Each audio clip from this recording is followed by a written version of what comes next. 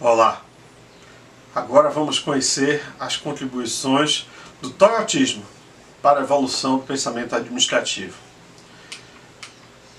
O toyotismo é criado por essas duas pessoas, Taishi Ohno e Eiji Toyoda. Eiji Toyoda, da família Toyoda, dona da Toyota, neto do fundador, ele se junta com Taishi Ohno, ambos são engenheiros, e eles vão criar o modelo produtivo da Toyota, o chamado toyotismo.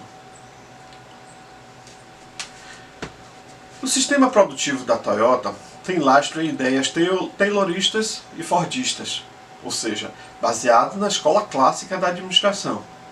Eles pegam o modelo fordista, que era muito baseado no taylorismo, e aí revisitam esse modelo, criam um novo modelo à luz da realidade japonesa de pós-Segunda Guerra, que era uma realidade bastante restrita, uma realidade com muitas dificuldades. Então eles refazem o modelo fordista a partir da ideia da escassez de recursos de todas as áreas, que é o que havia no Japão.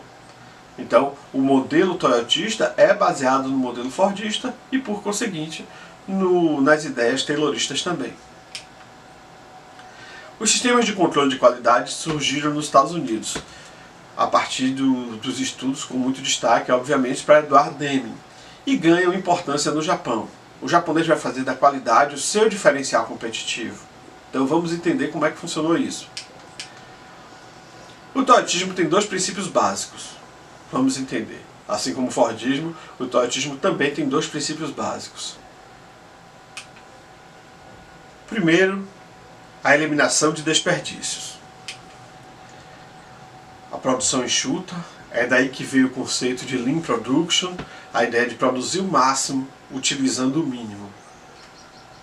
O Just in Time, que vem da ideia de reduzir os estoques a zero. E aí a gente precisa entender uma coisa.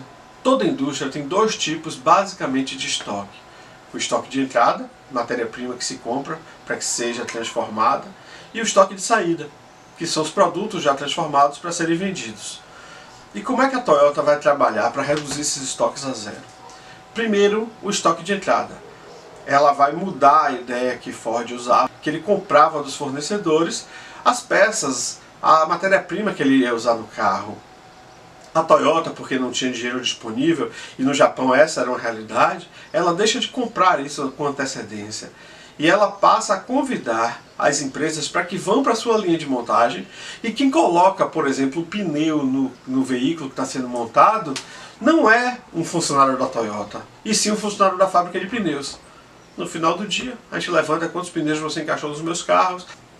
Aí então a empresa fatura para a Toyota a quantidade de pneus, e então a Toyota vai fazer esse pagamento. Então ele deixou de comprar com antecedência como Ford fazia. Isso foi necessário porque a Toyota não tinha dinheiro para comprar com antecedência. Isso só foi possível porque os fornecedores também tinham uma dificuldade muito grande para quem vender. O Japão estava destruído no pós-guerra. Então juntaram as duas coisas, juntaram a fome com a vontade de comer, e aí criou-se esse aspecto do sistema toyotista. Já no estoque de saída, enquanto Ford fazia muitos carros iguais, e depois ia vender aqueles carros, lógico que tinha todo um sistema funcionando, mas ele não esperava vender primeiro, ter o pedido primeiro para depois produzir. Ele ia produzindo. A Toyota não podia fazer isso, porque a essa altura já não se cabia mais a ideia de fazer um carro apenas, de uma cor apenas, como foi lá no início do Fordismo. Então a Toyota precisava, de fato, de uma produção flexível, precisava produzir vários modelos de várias cores diferentes. Então não dava para ficar arriscando produzir o carro errado. Então o que é que a Toyota fazia? A Toyota só produzia em pequenos lotes, sempre a partir daquilo que já havia sido vendido. Então o pedido chegou, produzimos, e aí fica pronto para entrega. Havia também na Ford excesso de especialização. Profissionais muito pouco flexíveis elevavam os custos. Aí a gente vai voltar lá atrás com a ideia da divisão do trabalho desenvolvida por Adam Smith. Essa divisão do trabalho ela vem crescendo a partir de Adam Smith. E ela vai atingir o seu ápice com Ford. A gente vai passar aí por Taylor, por Fayol, por Mayo, e ela vai atingir o seu ápice com Ford. Porque com Ford trabalhava com a ideia de que o funcionário deveria ter uma tarefa única, ou se não tivesse ocupação a todo tempo para aquela tarefa única, no máximo poucas tarefas. Aqui não. Na Toyota a gente vai querer um operário bem mais flexível. Porque se o operário não for flexível, ele termina sendo menos rentável para a organização. E a Toyota tinha uma restrição muito grande, eu já falei, em todas as áreas, inclusive a financeira. Os manuais da Toyota apontam 7 principais tipos de desperdício cometidos na Ford. 1. Tempo perdido em conserto ou refugo. Ou seja, quando o Ford criou lá o sistema dele de controle de qualidade, que os especialistas em controle de qualidade, quando encontravam defeitos, passavam para os reparadores para que eles resolvessem o problema, a Toyota diz que isso não é possível mais seja feito.